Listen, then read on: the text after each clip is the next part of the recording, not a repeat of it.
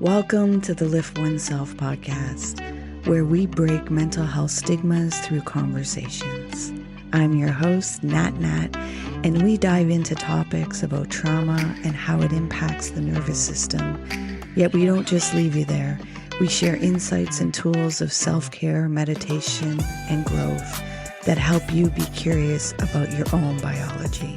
Your presence matters. Please like and subscribe to our podcast. Help our community grow. Let's get into this. Oh, and please remember to be kind to yourself. Hey, beautiful souls. It's Nat Nat here. You know what made me laugh this morning is looking at the 14-year-old twins both roll their eyes at me in synchronization. 10 years ago, I could have never imagined this moment. I was too busy trying to keep up with two preschoolers bouncing off the walls while battling with brain lesions and chronic fatigue and pain. Talk about a crash course in feeling your feelings. Let me paint you a picture. There I was, a mom to twins, dealing with overwhelming fatigue, chronic pain, and health challenges. Watching these two incredibly active, curious little beings who needed, well, everything. And there I was some days barely able to lift my head. You know what's been transformative in this journey for me? One of the tools that I use is finding Magic Mind. I actually discovered it during one of those mornings when my twins were bouncing off the walls and my brain felt like it was swimming through fog. As someone dealing with chronic fatigue and brain lesions, I needed something that could support my energy without those awful crashes we get from energy drinks. What I love about Magic Mind is how it helps me stay present with my children, especially during those moments when both twins need me at once, like this morning, and I had to tell them, whoa, I'm feeling overwhelmed. Let me take a moment. Like this morning, when one wanted me to complete a form, the other one is bombarding me with questions about homework. And that mental clarity, it's everything. It's become such a natural part of my morning rhythm, right there with meditation. And for anyone in our community dealing with similar challenges, whether it's chronic health issues or just the beautiful chaos of parenting, I want you to know about it. You can find Magic Mind at www.magicmind.com/lift oneself. That's magicmind.com/LIFTONESELF and use the discount code lift oneself 20. That's LIFTONESELF 20 to get that special discount. My community, my Lift One Selfers, means everything to me, and I only share what truly works in my own life. Speaking on what works, it was during those early challenging days that I realized how much my own childhood trauma was affecting my parenting. And even with the tools like Magic Mind helping my physical energy and the power of meditation and mindfulness, I discovered I needed to feel. You see, when you're parenting with chronic illness, especially parenting twins, there's this added layer of complexity to breaking generational cycles. Because not only are you dealing with your past trauma, you're also navigating this deep sense of guilt about your limitations. You see, you're also with chronic illness going through grief. And at times you're attacking yourself of what you once could do, yet you're not able to do right now. Anyone else been there where you're lying on the floor trying to engage with your children while your body is screaming for rest? Yet here's the plot twist. Those very challenges, the ones that felt like they were breaking me, they became my greatest teacher.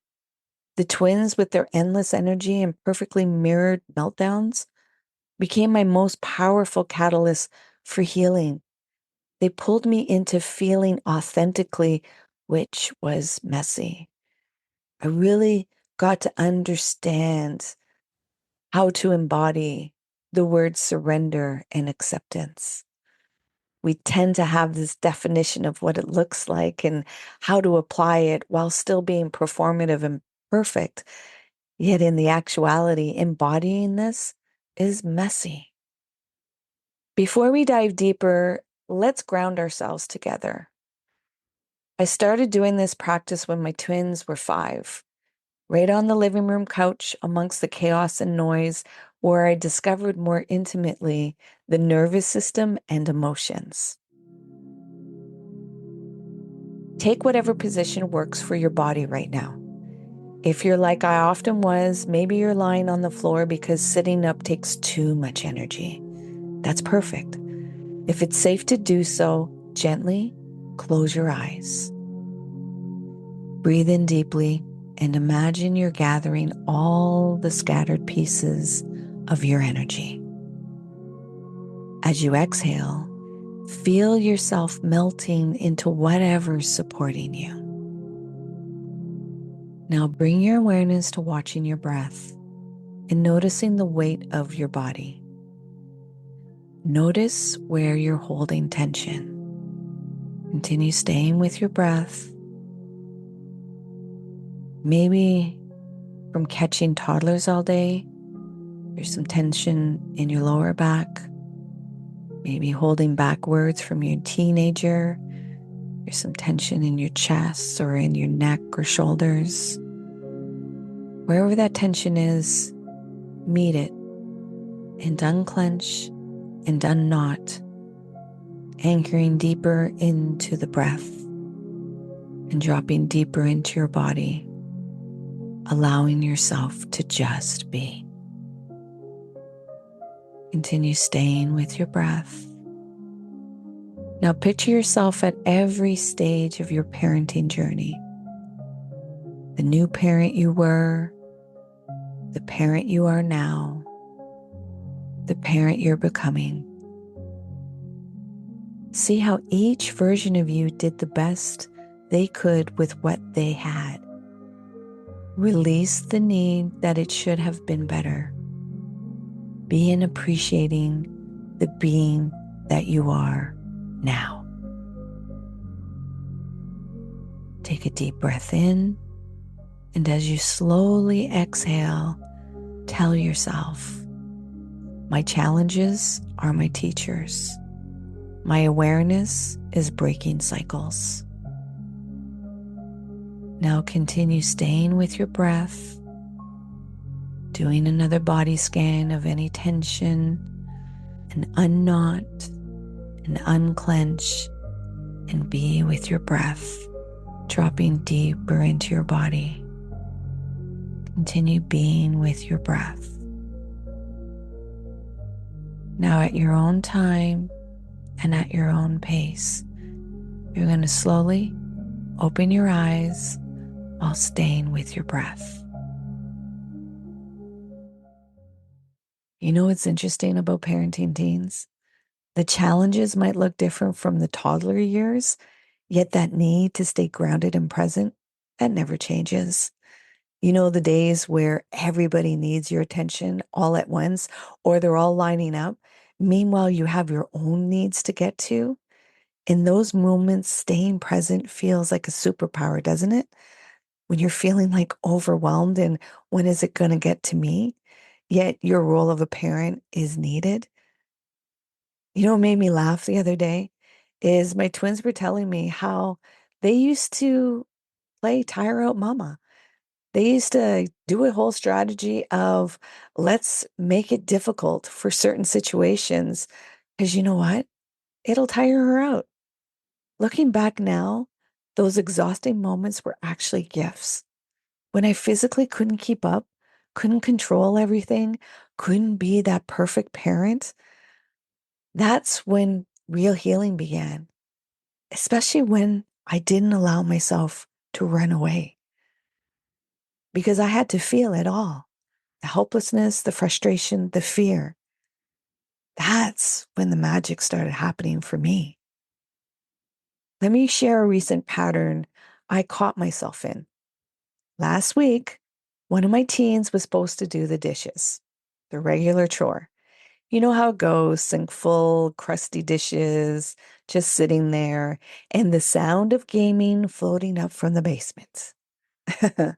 That familiar hot feeling started creeping up my neck, my jaw getting tight, and suddenly I'm at 14 again, hearing my uncle's footsteps on the stairs, that mixture of dread and defiance. I was halfway to explosion mode, literally on the stairs, that voice in my head screaming, why do I have to ask 100 times? Why am I being disrespected in my own house? I'm going to be real with you. I was about 2 seconds away from doing that thing. You know, the one where we storm down there, turn off the game mid-level because dishes are more important than games. Yet something made me pause. Maybe it was the sound of my feet on those stairs, so similar to the sound that used to fill me with anxiety as a kid. I was about to recreate the same exact moment of shame and power struggles that I swore I'd never put my kids through. That's when I used what I call the pause practice. And let me tell you, it wasn't pretty or perfect. Now, what's pause you're saying? Let me show you. P is for pause and breathe. I had to literally sit my butt down on those stairs and remind myself to breathe. A, acknowledge what was happening. Real talk. I was feeling unseen, unheard, and disrespected over dishes, feeling like a failed parent. The U, understand it's a pattern. Oh, look, here's me turning dishes into a control battle, just like my uncle did. S, sense what's your body telling you. My heart was racing, hands shaky, that familiar about to lose it feeling, like I want to jump out of my skin. The E was engage with intention. I had to ask myself, what do I really want here? Clean dishes or connection? So yeah, I access this, yet it's been a lot of practice for me to be able to do this pause practice with myself. So after doing this pause, instead of bringing my childhood trauma down those stairs, I pulled out my phone and texted, hey, the dishes aren't done. When will you do them? They text back almost immediately, sorry, I forgot. I'm in a level. Give me 10 minutes. Now inside me, I want to text back, you know, you've already told me that, yet I honored their words and allowed curiosity to see, will the story unfold differently than the narration that's going on in my mind? And y'all want to know the miracle? They actually came up in 10 minutes. No drama, no door slamming. Just walked up, started doing the dishes, and started telling me about this impossible level they were trying to beat. We somehow ended up having this amazing conversation about how to balance gaming time with responsibilities. A conversation I never got to have as a teen because chores were always this battleground of authority. Yet here's the real gift, and it hit me right in the feels. They said, Mom, thanks for not yelling. It makes it easier to be honest with you. Let that sink in for a minute. One small choice to pause instead of explode. And my child felt safe enough to be honest with me. Be honest of letting me know how they feel from my actions. That's how we break cycles. Not in the perfect parenting moments, yet in those messy, triggering on the stair moments where we choose to do it differently. Those dishes might have sat there a few minutes longer, yet the healing that happened in that moment, worth every crusty plate. Here's something wild about parenting teens. They have this incredible radar for authenticity. They can spot when you're operating from your wounded place versus our healed place. Actually, toddlers do it really well. The twins have this running joke about my growth moments. Those times when they can see me actively choosing to respond differently than my automatic programming. The biggest lesson these almost 30 years of parenting have taught me are limitations, whether they're physical, like my health challenges, or emotional, like our trauma responses, don't have to be roadblocks. They can be doorways of deeper healing, not just for us, yet for our children also. For this week's challenge, I invite you to try time healing. Yep, time healing. Pick a challenging moment with your child from today. Then think back to how you handled similar situations when they were younger. Notice the pattern, celebrate the growth, and be gentle with the places that still need healing. Let me share something that brought tears to my eyes recently. I overheard one twin telling the other twin during an argument, "Hey, remember what mom says about big feelings? They're just messengers." In that moment, I realized that all those years of messy, imperfect healing work were worth it. Beautiful souls, whether you're in the trenches with toddlers or navigating the complex waters of teenhood, or maybe you're just with newborns, or simply tending to your inner child, remember this: you're not just parenting your children, you're reparenting yourself. And every time you choose awareness over autopilot, you're changing the story for generations to come. So some of you might be asking about this pause practice. Well, head over to liftoneself.com and sign up to our newsletter. And I will be sending something out shortly about the pause practice guide, the timeline healing worksheet, and energy management toolkit for parents with chronic conditions. So until then, this is Nat Nat reminding you that healing happens in cycles, just like parenting, one phase at a time. Keep feeling, keep healing, and keep growing. Please remember to be kind to yourself. See you next time. Hey, you made it all the way here. I appreciate you and your time.